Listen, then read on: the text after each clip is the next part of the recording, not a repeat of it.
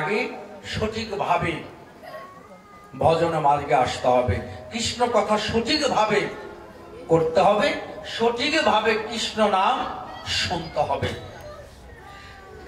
কিন্তু আজকাল দেখা যায় কি বাবা জানেন, আজকাল ভজন দেখা যায় লোক দেখানো। সব লোক দেখানো কখনোই ভজন করবেন না।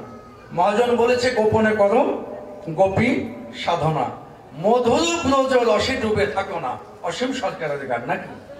গোপনে ভজন করতে হবে, যত গোপন যত গুপ্ত তত গুপ্ত, আর যত ব্যক্ত ততই হতে হবে ত্যক্ত। এই জন্য বর্তমান সনাতন ধর্ম বাবা যা চলছে, সনাতন ধর্মে বর্তমান ভাইরাস জনিত ধর্ম চলছে। শতকরা 99% মানুষ আমরা কলির করাল গ্রাসে হাবুডুবু খেয়ে সব মন গড়া ধর্ম করছি। 99% সঠিক ধর্ম আমরা বুঝতেই পারি না। সত্য কথা যদি একজন বলে শাস্ত্রের, ওটাকে মনে করি ভুল, আর একজন মন গড়া এমন এমন কথা বলবে, সেই কথা শুনে মনে করবো রাতারাত্রি বোধহয় আমি স্বর্গে চলে যাব। না, হবে না। এই জন্য মহাজন বলেছে আগে নিজেকে ঠিক করতে হবে। গীতায় শুধু গীতা অধ্যয়ন নয়, ভাগবত শোনার বস্তু নয়।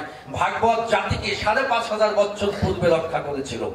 527 বছর পূর্বেও গৌর সুন্দর দয়াল নিতাই দুই ভাই মিলিত হয়ে এই ভাগবতকে আবার জাগিয়ে দিয়েছেন।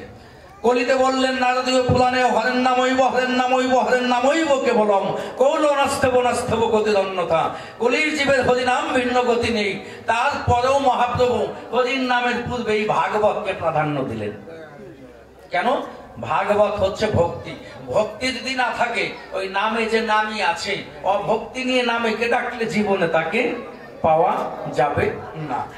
তাহলে সেই ভাগবতের যে সূক্ষ্ম কথাগুলো, আদর্শগুলো আমরা যদি তা পালন না করি, আমরা যদি শোনা কথায় সেই চিলের মতো কান নিয়ে গেল, দৌড় দিলাম, অনেক দূর গিয়ে হাঁপিয়ে আর একজন বললো দৌড়াচ্ছিস কেন?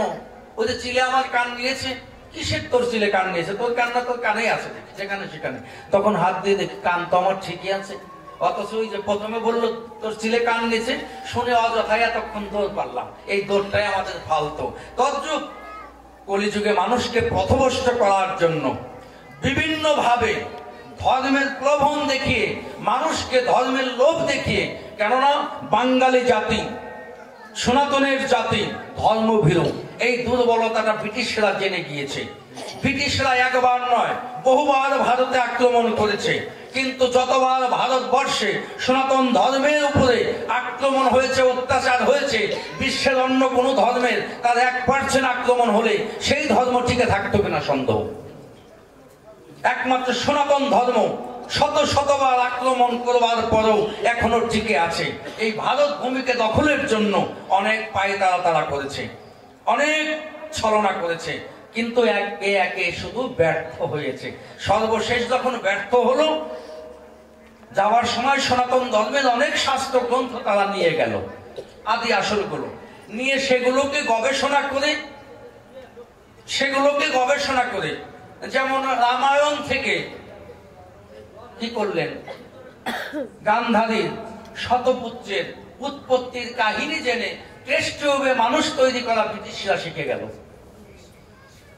গেল।